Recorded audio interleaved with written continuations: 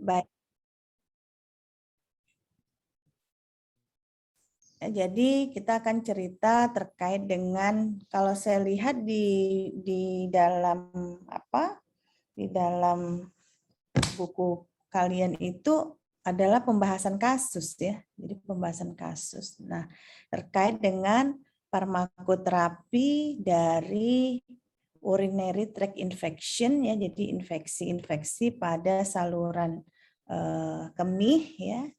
Dan gonore ya, penyakit kelamin yang kita tahu juga ya. Pada saat saya membimbing adik-adik calon dokter kemarin, itu kasus gonore itu ada ditanyakan di dalam soal-soal ujian UKM PPD ya, karena ini termasuk kasus yang harus diketahui juga oleh adik-adik dokter umum nantinya ya.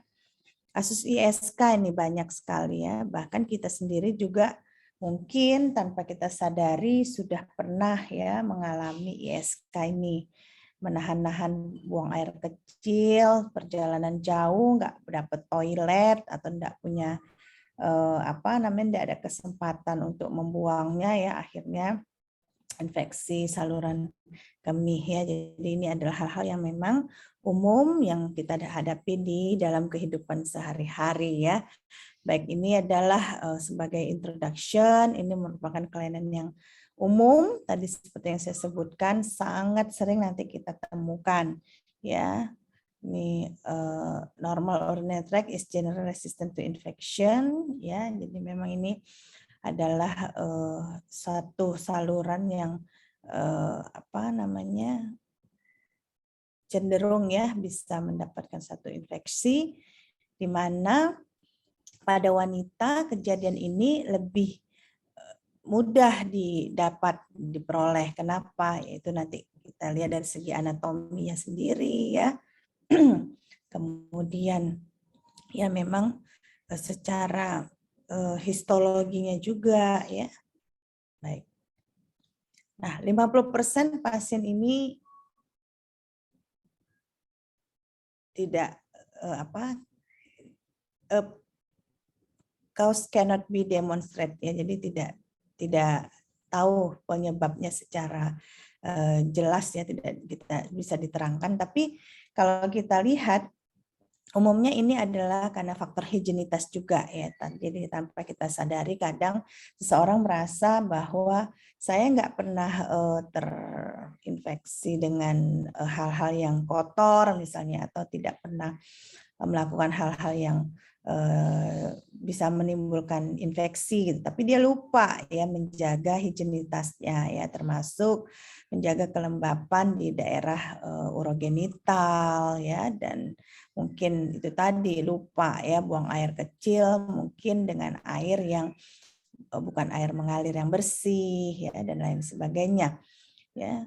Nah, ini terjadi urinary tract infection ini ya, bisa jadi ini menjadi satu kejadian yang menjadi predisposisi ya terjadinya kejadian-kejadian lain nanti yang bisa menyebabkan apakah ini bisa terjadi suatu kejadian yang bersifat akut ya, atau yang bisa bersifat kronik ya. Jadi dalam hal ini infeksi saluran kemih ini bisa kita bagi dua ya, bisa yang terjadi secara akut, bisa yang terjadi secara kronik ya.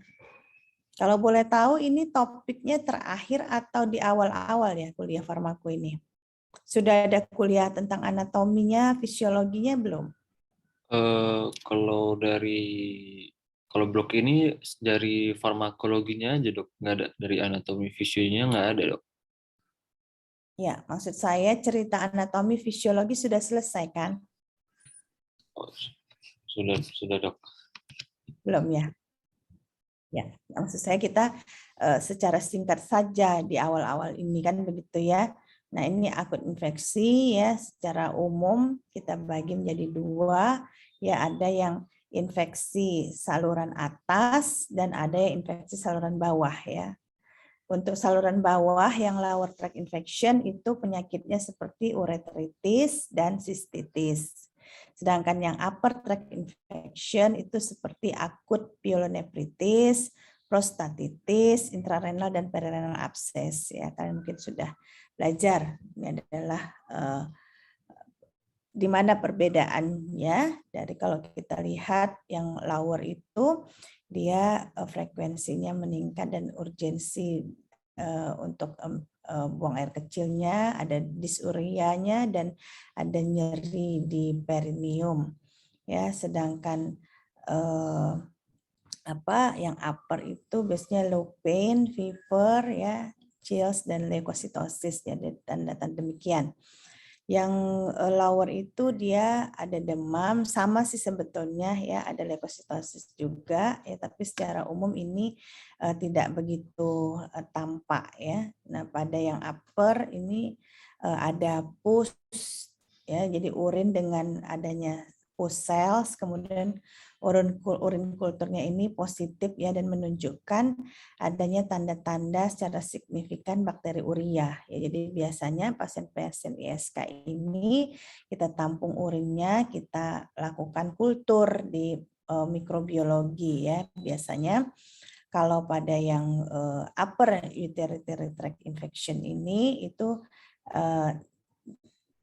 dapat hasil kulturnya itu positif ya, dan penyebabnya biasanya karena memang ditemukan adanya bakteri di dalam urin ya. Kalau yang lower itu infectionnya itu superficial ya dan atau mucosal infection, sedangkan kalau yang upper itu dia lebih dalam lagi ya. Jadi infectionnya itu lebih ke invasif ke jaringan ya, tissue invasion ya. Nah, ini adalah chronic infection tadi ya, ada tanda-tanda poliuri, nocturnal frekuensi ya, general loss of health and weight, anemia, hypertension ya. Kemudian pada yang chronic pielonefritis ini penting juga ya sebagai penyebab penting bisa terjadinya suatu kejadian yang lebih parah lagi daripada yang sekedar infeksi saluran kemih, di mana bisa menyebabkan terjadinya suatu chronic renal failure ya. Jadi hati-hati ya, kalau sudah chronic renal failure pada grade tertentu ya, pada terminal itu biasanya fungsi ginjalnya digantikan dengan mesin gitu, makanya penderita itu harus cuci darah ya. Jadi dengan gagal ginjal ini akibatnya kualitas hidup jadi rendah karena paling tidak seminggu 2 kali harus cuci darah kan gitu ya. Karena kalau tidak tentu kadar ureum, kreatinin dan sebagainya itu tinggi dan ini bisa menyebabkan satu kematian. Ya, nah ini pada laki-laki pada first year of life, initial under di 50 years age ya. Nah, ini bersifat asimptomatik ya, bakteri urea bisa 50% tetapi uncommon emang ya untuk laki-laki di bawah 50 tahun dan ini sering pada wanita antara 20 sampai 50 tahun ya. Jadi asimptomatik ini lebih sering ya pada yang laki-laki yang lebih tua dan wanita itu pada rata-rata 40 sampai 50% ya. Nah, ini etiologinya. Jadi kalau yang gram negatif itu 95%, ya, jadi umumnya ini adalah gram negatif di mana E. coli itu mendominasi ya. Jadi umumnya disebabkan karena E. coli itu ada 80%, proteus bisa karena proteus, Klebsiella, Aerobacter, Pseudomonas. Sedangkan yang gram positif ada kemungkinan, tapi hanya 5%. Kemudian contohnya itu ada Enterokoki, Streptokoki, Staphylokoki. Ya, jadi kalau kita tahu kuman penyebab tersering dari penyakit, maka kita akan sangat mudah untuk mencarikan pengobatannya. Ya, jadi ini prinsip dasar cerita farmakologi itu sebenarnya adalah ketika kita mengetahui penyebabnya, ya, maka kita akan mudah untuk mengobatinya. Itu prinsipnya. Oleh karena itu, kalau dari segi farmakologi harus tegak dulu diagnosanya. Ya, supaya kita tidak meraba-raba. Tegak diagnosanya, insya Allah akan lebih pasti untuk pengobatannya. Nah, seandainya pun penyebabnya belum begitu pasti, tapi kita pernah belajar ya di awal kemarin bahwasanya kita bisa dipandu dengan yang namanya educated guest therapy ya. Jadi pengobatan-pengobatan berdasarkan empiris ya. Kalau cerita tentang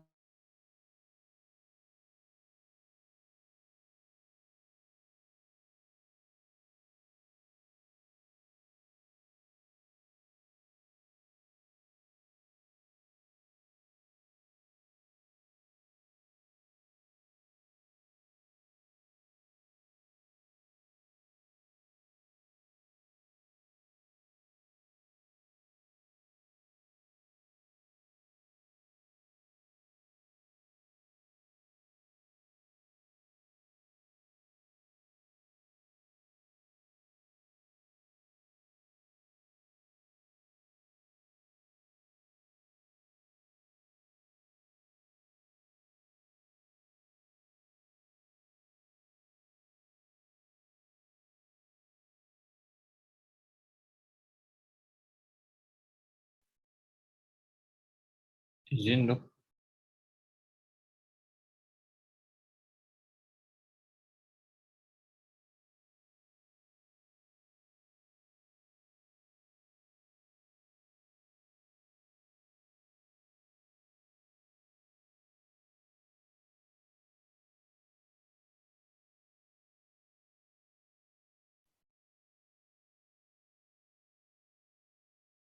Dokter masih termute dok. sorry, ini udah Sudah dok. ya. Oke ya. Jadi tadi dengar nggak ya? Jadi kalau kita ini jelas, ini dengar. Jelas dok. Jadi prinsip penata laksanaan suatu pengobatan dari segi farmakologi itu sangat sederhana. Kalau kita mengetahui penyebab suatu penyakit, maka kita akan sangat mudah untuk mengetahui apa obat yang akan kita berikan. Oleh karena itu, maka sebagai dokter, yang pertama kali kita lakukan adalah tegakkan dulu diagnosa. Ya, nah, penegakan diagnosa yang benar, ya, ini akan berdampak pada tepatnya obat yang kita berikan. Ya, makanya adik-adik dilatih skillnya nih, ya, mulai dari bagaimana anamnesa yang benar, ya, yang detail, teliti, tepat kan gitu ya, struktur dia dari secara struktur sistematis ya, sehingga nanti akhirnya tahu, karena 80% dari suatu anamnesa itu akan mengarah kepada satu diagnosa. Jadi adik-adik ini kan kita cerita kasus ya, jadi lebih kepada harusnya kita akan cerita bagaimana kita menemukan satu kasus dan bagaimana kita mengobatinya. Nah, jadi adik-adik gunakan kemampuan adik untuk melakukan komunikasi efektif ya, komunikasi dua arah. Ya, kita bertanya, pasien menjawab, atau jangan seperti itu juga masih jelek. Ya, kita hanya men-challenge saja, biarkan pasien itu bercerita sebanyak-banyaknya. Ya, dari situ kita sudah bisa menggali banyak hal dan kita sudah bisa mendapatkan satu arah ini kemana. Jadi 80% itu kita sudah bisa menentukan penyakit hanya dari anamnesis saja. Lalu berikutnya dari mana? Dari pemeriksaan fisik diagnostik. Makanya kita lakukan dari mana arah fisik diagnostiknya? Tentu dari arah anamnesis tadi. Mana organ-organ yang mengarah kepada penyakit itu, adik-adik harus lebih detail, lebih hati-hati, ya, cermat memeriksanya. Nah, untuk lebih meyakinkan kan gitu ya, walaupun tanpa itu pun harusnya sudah bisa tegak tuh diagnostik. Jadi tidak ada alasan kami belum bisa mendiagnosa. Kenapa? Karena belum ada pemeriksaan penunjang. Itu keliru ya. Jadi harusnya adik-adik sudah mampu memberikan diagnosa dari anamnesis dan pemeriksaan fisik. Penunjang itu hanya untuk memastikan kebenaran dari diferensial diagnosa yang kita lakukan. Nah, ketika adik-adik curiga bahwa ini adalah penyebabnya karena infeksi, nah adik-adik kan perlu melakukan pemeriksaan penunjang, ya. Tegak dulu dia infeksi. Nah, sekarang apa penyebabnya? Maka adik-adik melakukan pemeriksaan kultur, ya, kultur terhadap spesimennya, ya. Jadi kalau misalnya dia nggak ada luka infeksi yang nyata, kultur darahnya. Kalau dia ada pus, kultur pusnya, ya. Kalau dia ada batuk berdahak, kultur dahaknya. Oke, nah sepanjang itu dilakukan itu kan butuh waktu. Adik-adik harus treat, harus tata laksana pasien, harus diberikan obat. Kan nggak boleh pasien setelah ketemu dokter tidak mendapatkan pertolongan. Ya, jadi ingat ya, Dik, diambil dulu spesimennya, baru diberikan obatnya. Ini sering kebalik nih. Sering dikasih obat dulu, baru diambil sampel darahnya. Sehingga ini menjadi bias, ya, hasilnya itu tidak signifikan mengarah ya, jadi mengkaburkan pemeriksaan ya. Jadi ambil sampel dulu baru berikan terapi pengobatan antibiotik kalau dia memang karena bakteri. Nah, apa antibiotik yang kita berikan? Nah, itulah adik dipandu dengan yang namanya educated guest therapy. Educated guest therapy itu berdasarkan apa? Ini ya. Jadi berdasarkan pola kuman. Apa kuman penyebab tersering pada penyakit itu? Ya, jadi contohnya ISK ini kita tahu kemungkinan besar itu penyebabnya karena E. coli. Ya, jadi cari ya E. coli itu sensitifnya dengan apa? Sambil menunggukan hasil kultur. Jangan-jangan ternyata bukan E. coli penyebabnya kasus kita ini, tapi Staphylococcus. Maka apa yang kita lakukan? Ya harus kita ganti. Yang tadinya kita berikan gram negatif, kita ganti dengan yang sensitif terhadap itu. Ya, itu namanya terapi definitif. Jadi dari mulai terapi empiris di mana kita masih menebak-nebak kan gitu ya, tapi tebakan bukan tebakan Batman ala asal-asalan, tetapi memang ada panduan berdasarkan pola kuman tersering. Nah, itu kenapa pada terapi empiris biasanya diberikan broad spectrum ya, jadi spektrum luas yang bisa mengcover baik gram negatif maupun gram positif ya. Clear sampai di sini ya, Dek ya? Karena kita cerita kasus. Nah, ini adalah patogenesis dan di mana tempat-tempat terjadinya sumber infeksi pada ISK ini ya. Saya pikir adik-adik sudah tahu ya. Tentu dari saluran kemih kita, di mana nanti ada kandung kemih kita dan seterusnya sampai ada ginjal yang itu yang harus kita jaga tadi. Ya, ini dia bagaimana patogenesis daripada urinary tract infection tadi dikhawatirkan bahkan bisa terjadi gagal ginjal. Secara anatomi adik sudah tahu ya, di sini ada uretra ya, di mana patogen-patogen ini bisa berkolonisasi di sini. Kalau ini nanti terus ada berkoloni ya, bertambah banyak, nah ini tentu bisa menginfeksi ya. Kemudian di sini ada bladder kita, kandung kemih kita. Makanya itu tadi saya bilang, kalau ini sudah full blast, adik-adik memang harus segera mengeluarkannya karena adik tahan-tahan di sini ya. Maka itu yang menyebabkan izin kemarin mungkin lebaran kan ini terjadi kepada ponakan saya. Kami mau jalan-jalan ke Brastagi, 5 jam itu macet asli, nggak bisa bergerak, nggak bisa turun dari mobil, nahan buang air kecil ya. Akhirnya demam. Ya, demam, saya yakin percaya itu pasti ISK. Ya, kenapa tadi? Ya, jadi kandung kemih yang terlalu penuh tadi, di mana di sini banyak kuman-kuman, kemudian terjadi penetrasi ke daerah yang ini ureters kita, ya, dan ini yang bisa menyebabkan terjadinya infeksi. Ya, kemudian apalagi kalau ini tidak teratasi infeksi yang terus-menerus tadi secara kronik ya, terjadi gangguan-gangguan ya, seperti yang kita sebutkan di awal tadi, ini bisa tentunya berakibat pada terjadinya inflamasi ya, dan akhirnya menyebabkan terjadinya kerusakan pada ginjal kita. Ya, jadi itu yang harus diwaspadai. Ya, ini adalah kondisi-kondisi yang mempengaruhi patogenesis tadi. Benar ada pengaruh laki dan perempuan ya. Kalau yang laki-laki itu kan kita tahu jarak dari mulai pintu masuk yaitu ya uretra ke bladdernya itu cukup panjang. Kalau wanita itu pendek ya, jadi kemungkinan terjadinya infeksi itu jauh lebih besar. Samping itu lagi mukosanya yang tipis dibandingkan laki-laki dengan adanya kulit luar yang tebal ya dan lain sebagainya.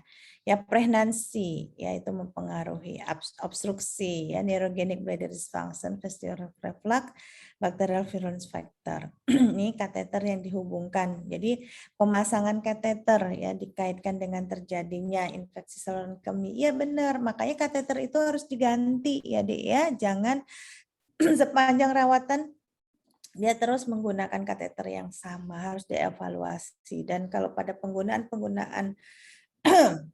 kateter pada pasien-pasien yang dirawat inap di rumah sakit, itu memang biasa kita akan periksakan ya, ada nggak terjadi infeksi akibat penggunaan ini ya. Jadi di rumah sakit itu ada tim namanya tim PPI ya, tim PPI ini adalah tim pencegahan pengendalian infeksi. Di rumah sakit saya tim ini sangat aktif sehingga kita selalu melihat bagaimana kondisi-kondisi pasien, apakah dia terinfeksi nosokomial, bagaimana peta kuman kita di rumah sakit, sehingga pengobatannya lebih tepat. Ya, saya sebagai kepala rumah sakit, sebagai manajemen, penting hal ini. Kenapa? Karena itu mencegah terjadinya pembiayaan yang lebih besar. Kalau pasien tak sembuh-sembuh, lama rawatan jadi lebih panjang, biaya yang dikeluarkan rumah sakit menjadi lebih besar. Sementara biaya yang dibebankan kepada yang diberikan pada rumah sakit oleh BPJS, mau dirawat 2 hari, mau dirawat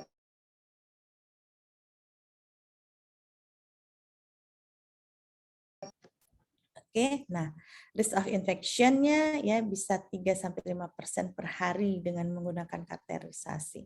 Penyebabnya bisa karena E. coli, Proteus, Pseudomonas, Klebsiella dan selanjutnya ya, dan Candida umumnya disebabkan ya ini umumnya sebagai penyebab ya.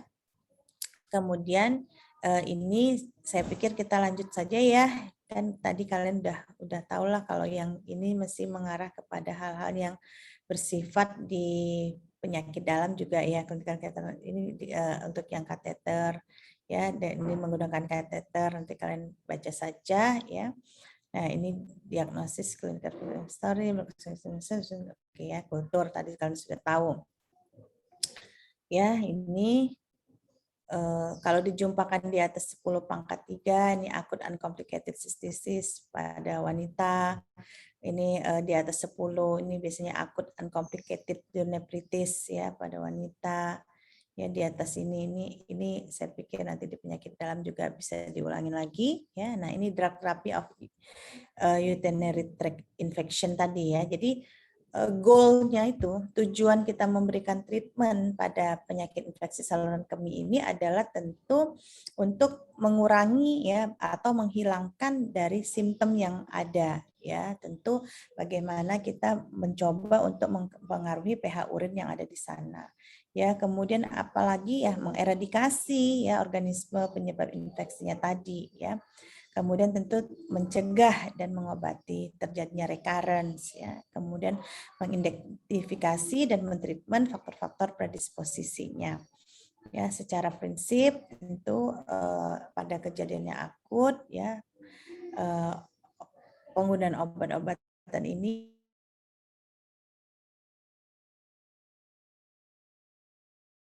harus dimulai sesegera ya, kemudian kita periksa bagaimana apakah ditemukan bakteri dan lain sebagainya ya. Tentu pada yang chronic case juga dengan mixed infeksi ini more likely and concomitant renal failure ya. Jadi modifying drug therapy ya.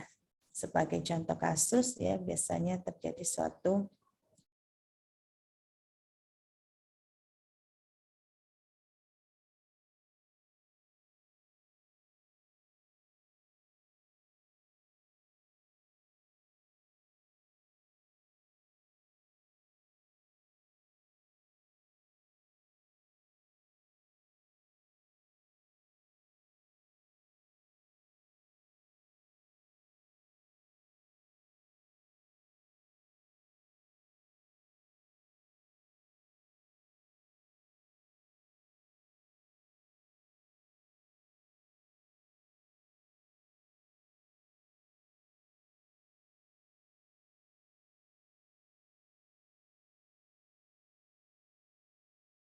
lanjut kita cepatkan saja ya karena kan jam 8 ada kuliah lagi juga ya. Oke ya, jadi Izin, Dok. saya pikir kita fokus pada hal-hal yang Izin, Dok. berhubungan dengan farmakologi ya. Izin, Dok. Nih, jadi obat itu harus digunakan secara adekuat ya. Jadi dosis ya, Izin, Dok. itu dan lama penggunaan itu ya. Slide-nya hilang, Dok, karena dokter terputus tadi, Dok.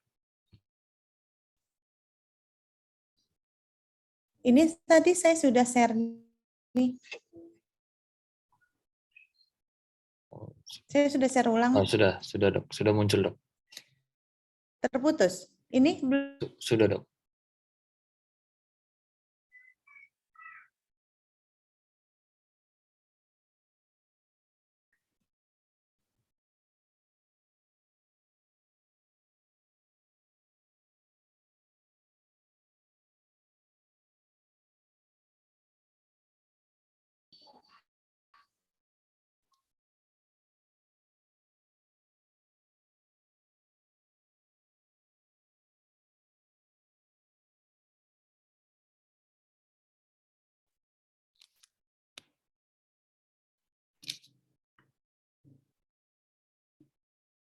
Izin, Dok.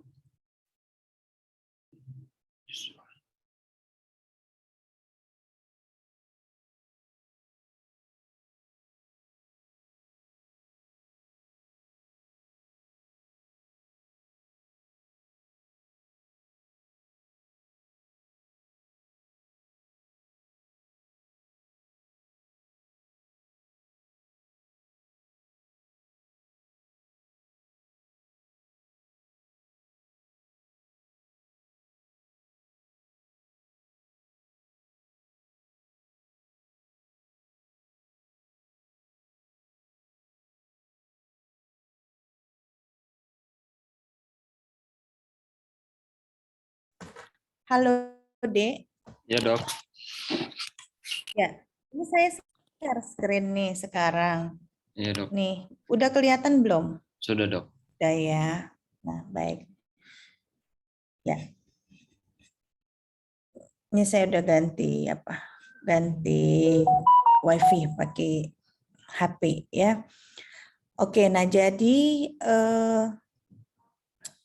ini tadi ya, jadi sudah sampai di mana kita tadi? Ini tadi sudah ya. Nah, ini tadi sudah ya, tentu harus sesuai dengan dosis. Yang paling penting ini kalau penggunaan antibiotik, ingat ya dosis ya. Jangan kita menjadi pembunuh bagi pasien-pasien kita. Kita berikan antibiotik betul, tapi dosisnya tidak adekuat atau dia di bawah terapi sehingga itu yang akan terjadinya resistensi. Kasihan. Ya, mungkin kalau adik-adik di layanan primer, di klinik, di puskesmas tidak begitu merasakan dampaknya. Tapi kami di rumah sakit ini ya, yang bingung kasih antibiotik ini resisten, kasih antibiotik ini resisten. Ya, sehingga dia sudah multi drug resisten. Yang akhirnya si pasien harus menggunakan obat-obat antibiotik ya dengan generasi-generasi terbaru yang harganya sangat mahal ya, kemudian belum tentu efektif juga gitu ya, karena dia sudah terlalu banyak mendapatkan antibiotik dalam hidupnya yang tidak adekuat untuk penyakitnya sehingga menyebabkan terjadinya multi drug resisten. Oleh siapa dia seperti itu? Ya bisa jadi karena kita, karena dokter-dokter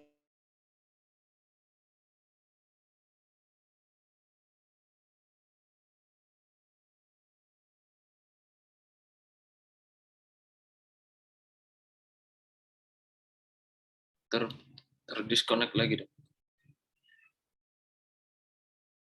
iya, itulah makanya enaknya di kantor. Tapi biasanya di sini bagus sih. Nggak tahu pagi ini aja nih bermasalah. Kurang doa kita kayak tadi ya.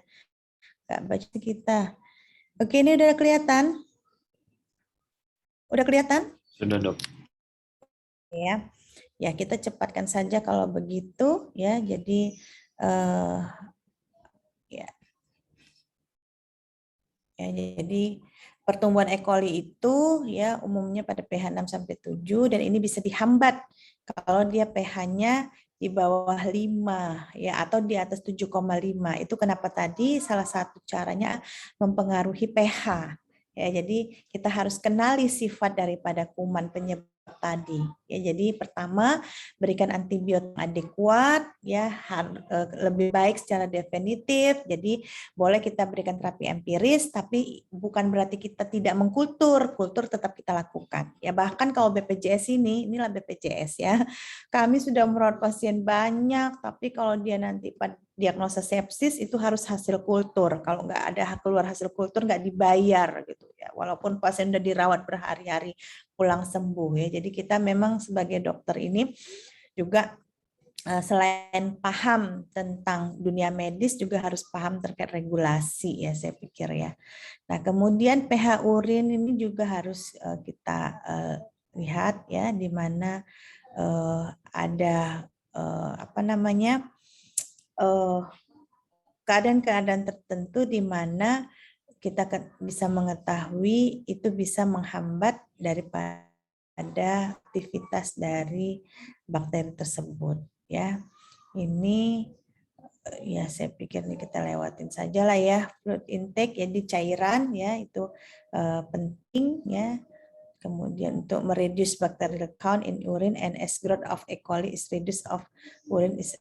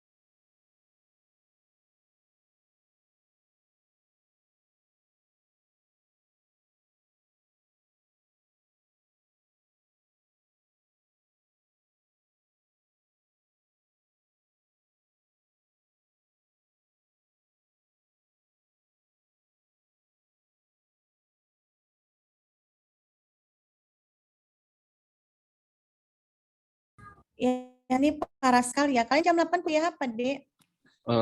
Kuliah farmako dengan Prof. Uzaima, Dok.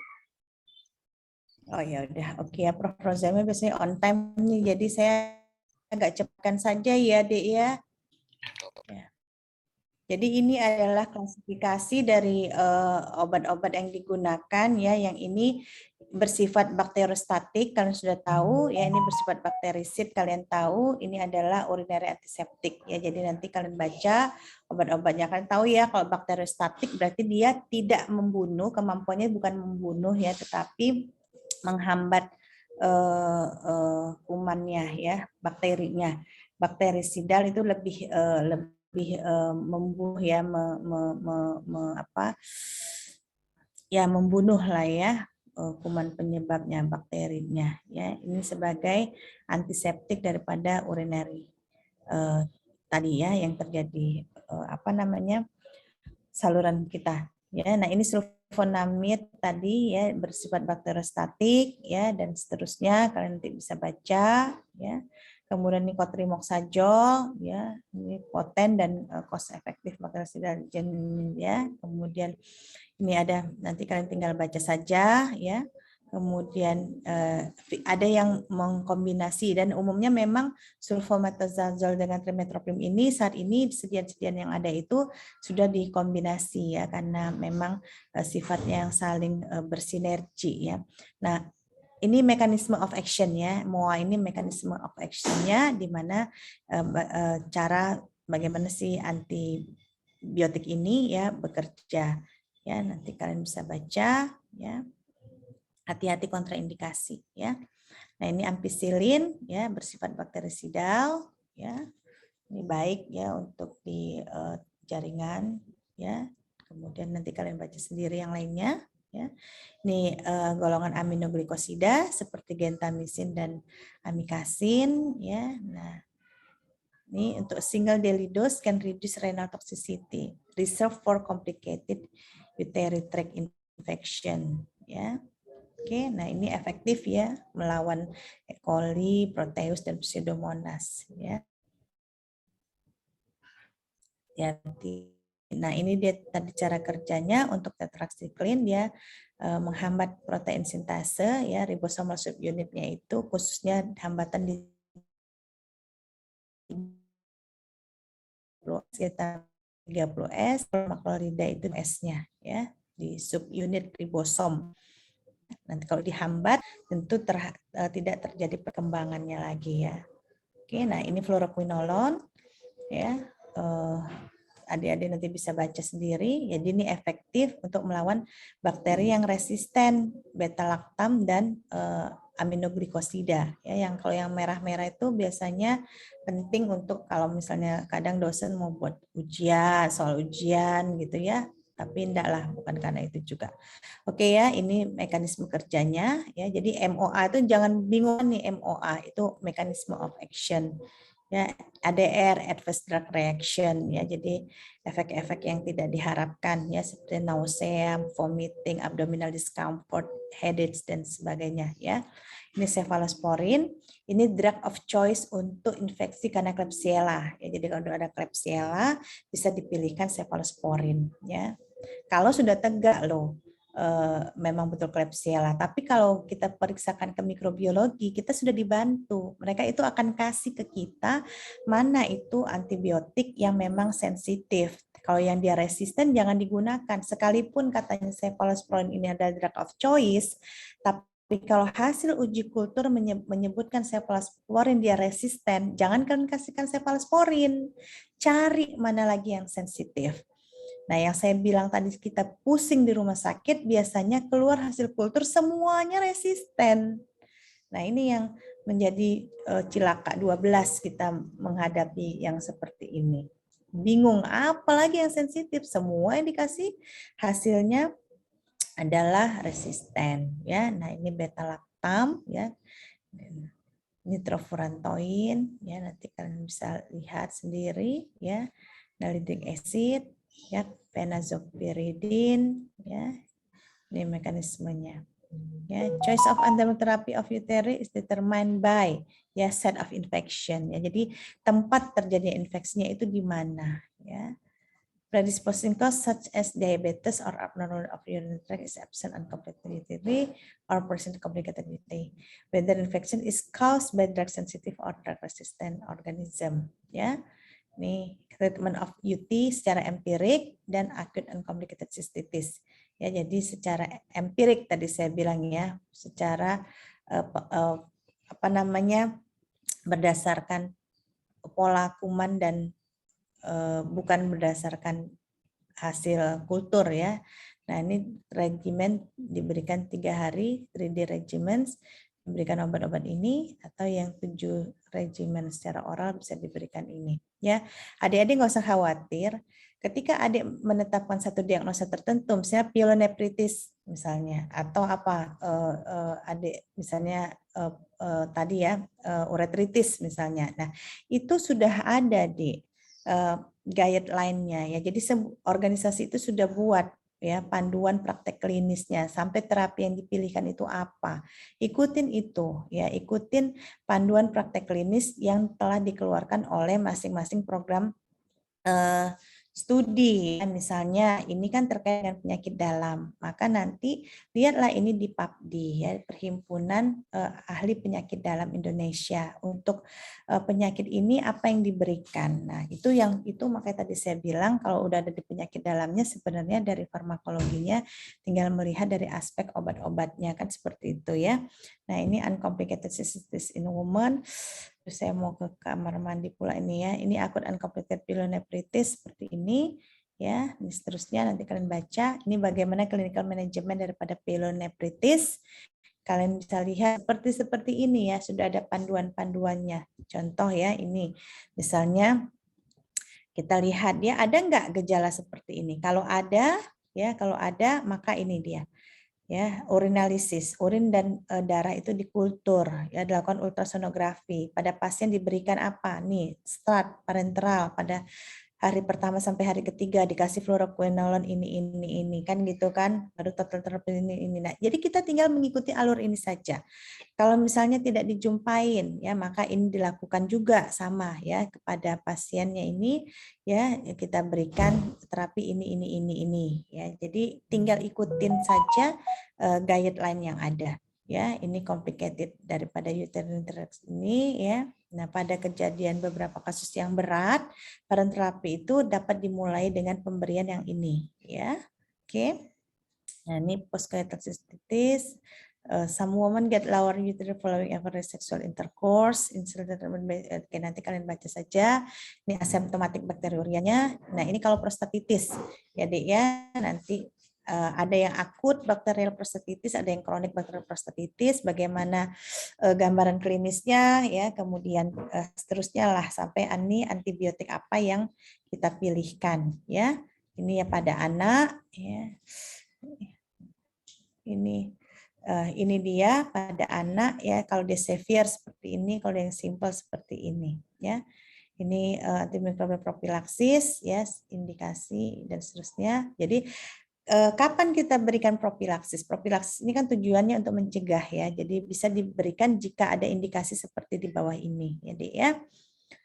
Oke, ini oke, nih terakhir ini gonore adik-adik sudah tahu ya.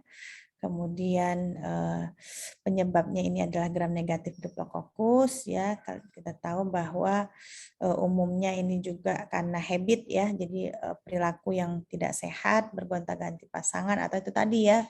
Kadang suka kita vonis seperti itu, pasangannya marah, jajan di mana katanya seperti itu. Padahal kadang mungkin juga bukan demikian, tapi karena tadi ya higienitas yang jelek ya. Dan adik-adik harus paham bahwa pengobatan penyakit seksual ini tentu harus kedua belah pihak. Kalau dia sudah menikah, suami istrinya dipanggil ya, karena itu bisa pingpong. Kalau hanya suaminya saja yang diobati, istrinya tidak kita lakukan pencegahan, maka nanti bisa menginfeksi istri, istrinya kena, suami diobatin, suaminya bisa kena lagi, sehingga penyembuhan tidak terjadi ya. Oke ya, ini dia ya, ini uretritis. Ini DGI ya, kemudian ini parinitis, ini oke, gonococcal pneumonia dari gonococcal ophthalmia ya. Nah, oke ya, jadi nanti saya pikir ini kalian bisa apa sendiri saja ya. Kemudian ini rekomendasi regimen yang diberikan apa ya. Jadi bisa diberikan cefixime 400 mg per oral atau ceftriaxone dan ini seterusnya, nanti kalian bisa baca ya, azithromycin 1 gram ya pemberian oral, atau bisa diberikan doxycycline 100 mg ya. Nah, nanti kalian baca ya, ini dia alternatif regimen yang bisa diberikan ini dan seterusnya dan seterusnya dan seterusnya dan seterusnya. Sakit perut pula nih, Dik. Oke, Dik, saya kirimkan PowerPoint-nya ya. Terima kasih, mohon maaf lahir